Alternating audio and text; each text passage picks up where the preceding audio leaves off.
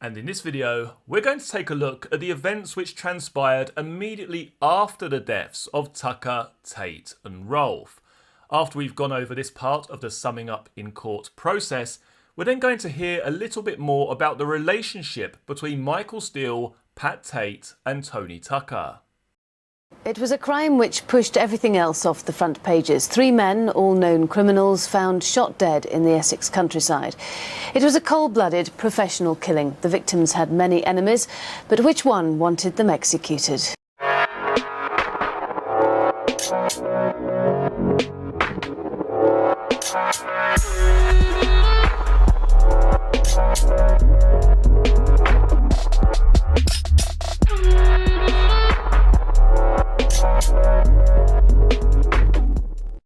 And welcome back to a new video on the Essex Boys case. As always, if you are enjoying the content, please do give the video a thumbs up.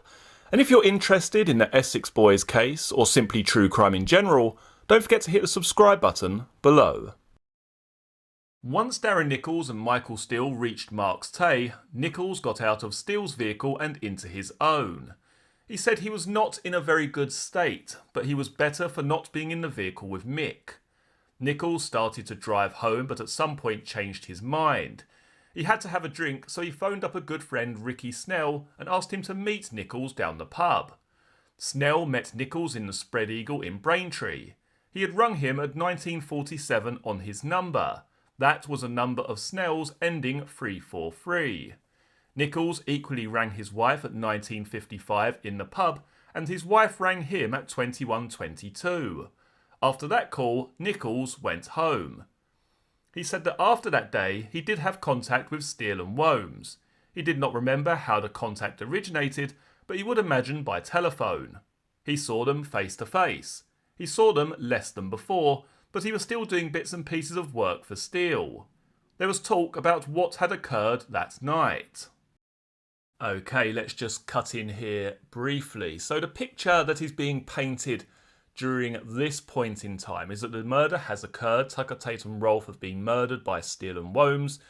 Nichols and Steele then make their way back to Marks Tay, where Darren Nichols' vehicle is waiting. Nichols leaves the company of Michael Steele, gets in his own vehicle, but during the drive home decides that he doesn't actually want to go home. He wants to go down the pub and have a drink. Surprise, surprise. So he rings up his friend Ricky Snell. They then meet down the pub. So what I'm going to do for you now is I'm going to play for you the police interview, or I should say the police statement of Ricky Snell, and this covers this particular incident.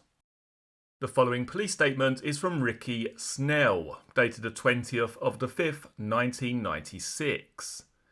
I have lived in the Braintree area for the past 20 years. In that time I have made a number of friends and associates in the Braintree area.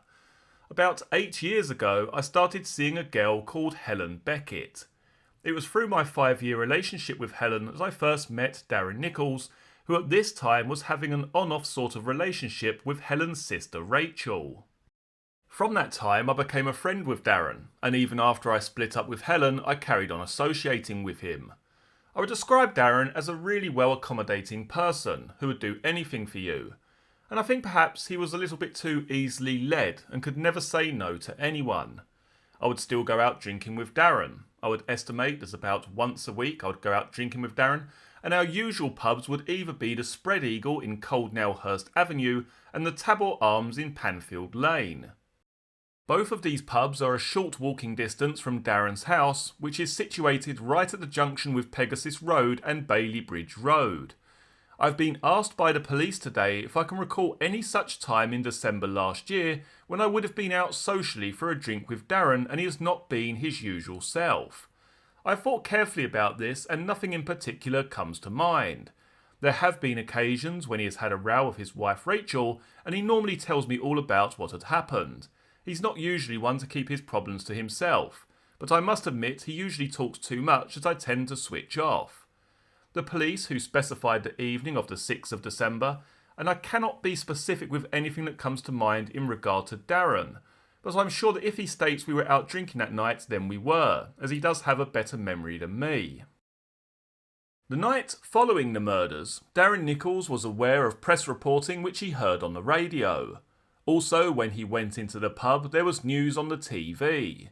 At some time, he heard mention of the other two names who had been killed, but he did not recognise either. A few days later, in conversation, Steele was trying to justify what happened. His general chat was that they were horrible bastards, the nasty things they had done. He was convincing himself that it was all right what he had done. He said he had done the world a favour by getting rid of them. He said he felt like the angel of death. Jack or Mick said that they had tempted them there by saying that there was going to be a large cocaine deal and they were going to land an aeroplane. All they had to do was knock the pilot off and it was all theirs. Right, let's just cut in here very, very briefly. Now, I guess one of the confusing things about this is that you have Tucker, Tate and Rolfe who had guns. They had this submachine gun which was in the loft at the Mill Green address connected with Donna Jaggers and Craig Rolfe. So that gun was left at home. We had Pat Tate's pistol which was found at his residence or on the outside of his residence, and they went there supposedly unarmed. Now many people will argue, or at least some people will argue, well maybe they were armed. Maybe they were armed and those guns were taken from them. But actually we don't have any evidence or anything to actually suggest that. Either Mick or Jack told Darren that the guns which were used for the murders were ground up to powder and thrown into the sea. He was told the car was got rid of, meaning the Passat. Mick said he had burnt the overalls and boots on his bonfire and walked to the spot. He had a really big bonfire which he burnt for days and was still smoking. Mick said, quote, "That's where I burnt them," end quote. Nichols heard gossip and discussed the gossip he had heard with either Mick or Jack. They said the gossip they had heard was that it had been in revenge for some of the nasty things that those three had done to other people. They also said that they heard that the police had done it to get rid of them and they laughed. Someone, either Jack or Mick, said they'd been taken there to be executed and given the choice of being shot or having their heads cut off. Jack said when talking about the murders that when it happened, Mick got really excited, saying, "Give me more bullets." Also, in one conversation, Steele had said to Nichols that he had both good and bad news. He said the good news would have been that Ian Spindler was supposed to have been in the Range Rover. Nichols did not know if that was good or bad. The good news was that if Spindler had been in the Range Rover, Mick would have killed him as well because Mick knew I didn't like him. As for the pump-action shotgun, Exhibit 103, Nichols said he took possession of it a few days after the killings, and a man called Matty, a traveller, knocked at his door and said he had a gun to sell. Nichols was not sure what to do, so he rang Mick up. Nichols realised Mick did not need a gun anymore. He told Mick someone had knocked on his door and had just offered him a gun and he didn't know what to do. Mick said to buy it and that he would give Nichols the money. Mick said he thought it would seem strange if Nichols had made a point of asking about a gun and then not buying it. Nichols put the gun in his van under some stuff and took it over to Mick's house and put it in his barn in some bamboo shoots which were standing up where Nichols made a gap. Steele was not there and Nichols waited for him to turn up and then showed him where he'd put the gun. Steele looked at it and then put it back in the bamboo canes. Nichols last saw it when he was working in the loft and it was leaning on the chimney breast in the loft. It was a strange place to be. Nichols moved it to where the water tanks were and slid it under the joists. Nichols then told Steele where he had put it. We now move back to look at some events which transpired before the murders. Pat Tate was shot in November 1994. Sarah Saunders rang at around 1 or 2 a.m, 2 or 3 hours after the shooting, to tell Michael Steele about it. Nichols phoned one afternoon or evening for no particular reason. To try to get rid of him, Steele said, quote, "Do you know your friend has been shot?" Steele told him Pat Tate was in hospital and Nichols said, "Do you think I could go and see him?" Steele said, "Why not?" When Nichols put the phone down, Steele rang Pat Tate, who was in hospital. He had his mobile phone with him. Steele asked Tate if Nichols could have his telephone number and if it was okay if Nichols came along to see him. Tate said yes. Nichols saw Tate and afterwards expressed to Steele his feelings towards Tate, who had an entourage around him of around 5 people when Nichols went to see him, including Craig Rolfe, Tony Tucker, and one of Tate's gophers, Ian Spindler, who had been at Holiday Bay. Nichols and Spindler did not get on, and they got into an argument. Nichols was very upset. They all embarrassed him over the Spindler situation. When Nichols was talking about this, he came out with a strange comment to the effect of, "I can do that, I can shoot somebody, I often speak to myself about it." Steele said that Nichols was a schizophrenic. Right, so an interesting little thing that I've picked up upon here. Now, Nichols goes to the hospital on his own, and he recalls there being Tony Tucker there, Craig Rolfe, Ian Spindler, etc, etc.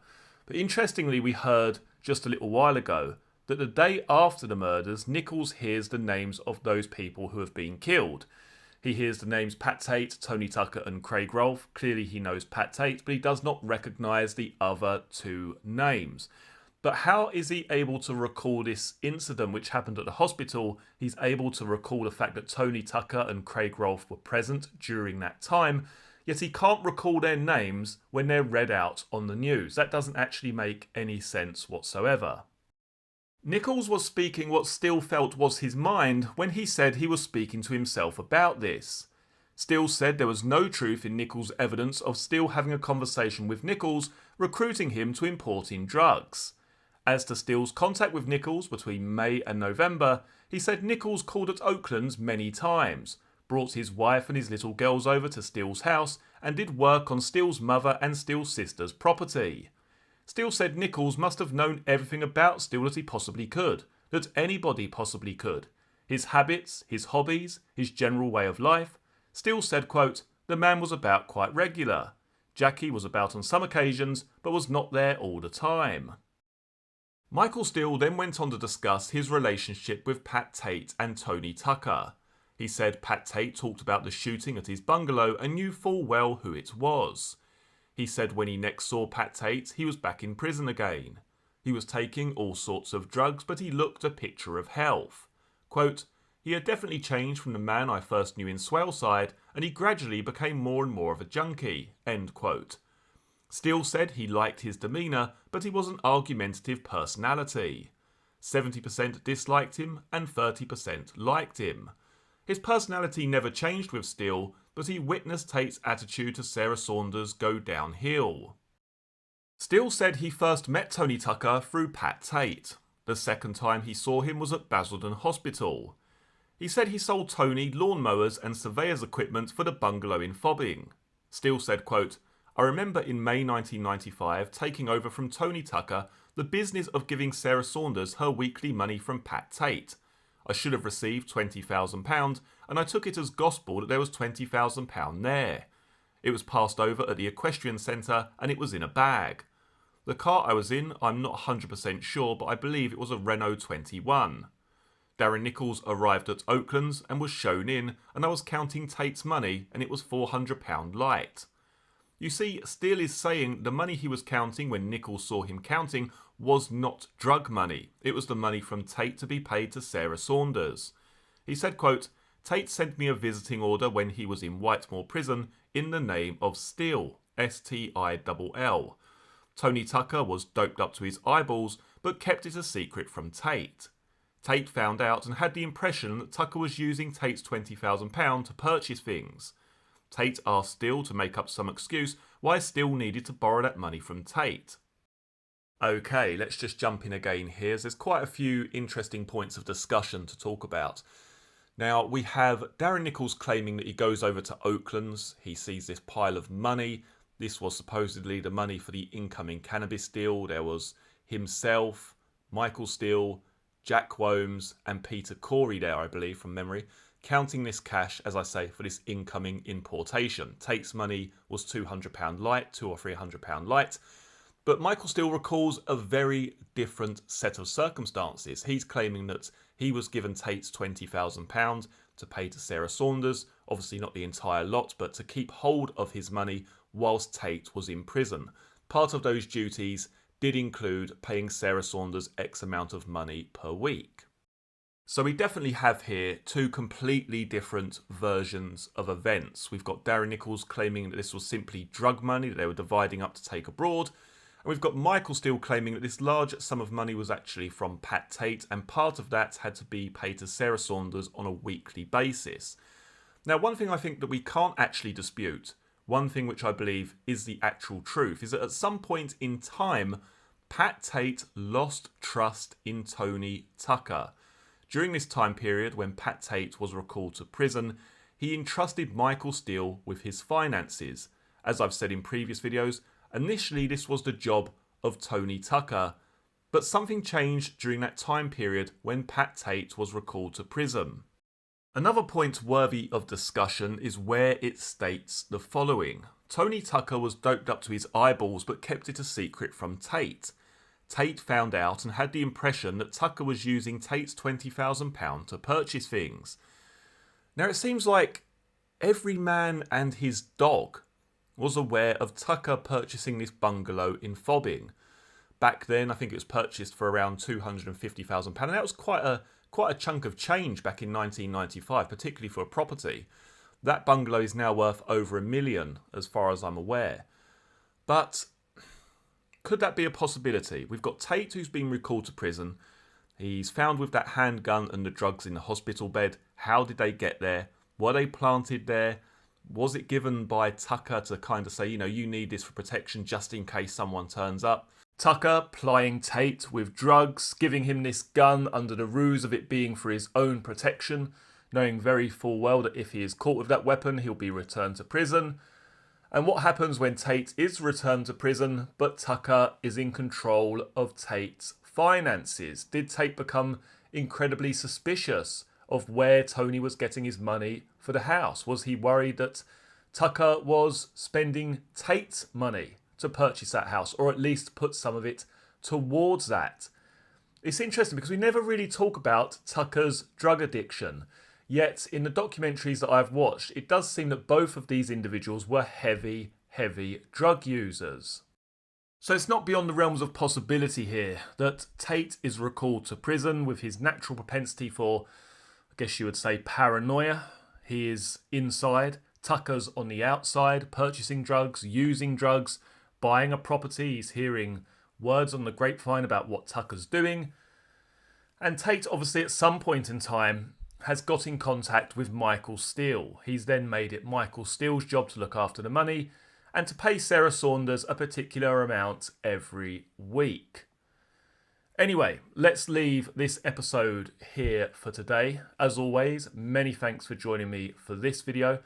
Very shortly, you'll be able to see some other videos from the channel, including the Essex Boys playlist, which has all of the videos concerning this case in one convenient folder. I look forward to seeing you all again for the next one. Take care. Cheers.